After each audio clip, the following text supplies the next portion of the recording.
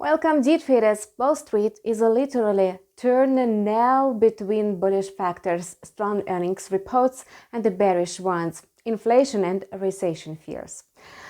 However, bears are more likely to triumph today, with the stocks closing in the red. Asian shares are also dropping today, following a sell-off on Wall Street.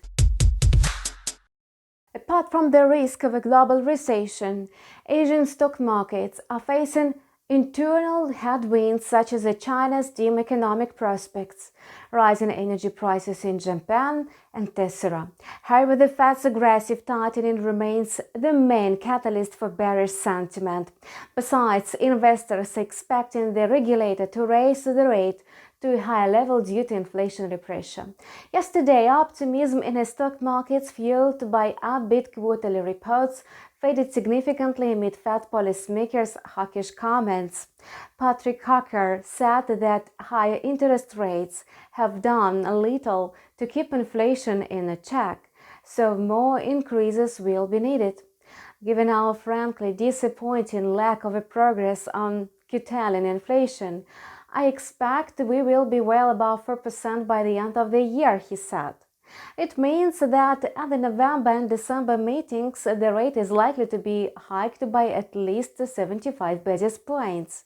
He also believes that sometime next year the Fed could stop hiking rates to let monetary policy do its work. Now, markets are quite volatile. Analysts reckon that many large economies are likely to slide into recession rather than declare victory of inflation. A strong US dollar as well as the Fed's hawkish stance could cause havoc in emerging markets.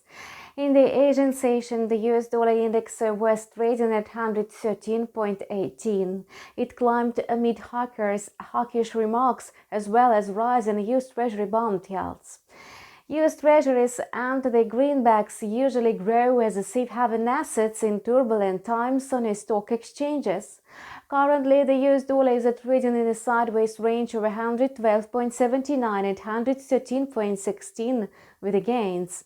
It's likely to stay in the narrow channel until the FOMC meeting on November 1 and 2.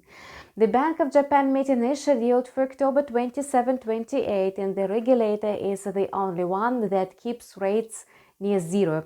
The second 5-year term of the Bank of Japan governor ends next spring, along with his two deputy governors. Economists suggest that inflation is likely to slow down in 2023. If this scenario comes true, the Bank of Japan could slightly adjust its dovish stance.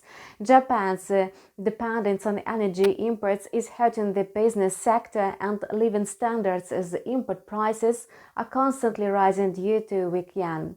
Nevertheless, inflation remains relatively low compared to other major economies. Meanwhile, the yen is depreciating because of the ultra-soft monetary policy. In the Asian session, the dollar-yen pair approached 150.72, the highest level since August 1990. Japanese Finance Minister Shinichi Suzuki said that the regulator is confronting speculators strictly. It cannot tolerate excessive moves. This is why it's ready to intervene if necessary. However, he also pointed out that the weaker yen makes Japanese exports more competitive overseas. Yet, Japan stands ready to take decisive steps in the foreign exchange market if excessive yen moves persist. Some analysts assume that yesterday's move to 149.63 was the result of the intervention. And the government once said that it might intervene without making any announcement. Maybe this time it has decided to resort to such measures. One thing can be said for sure: the intervention will hardly stop the yen from further weakening. Today, the dollar-yen pair is moving in the upward range of 150.01 and 150.76. The Reserve Bank of Australia meeting will be held on November 1, and the Aussie is likely to drop significantly following this meeting.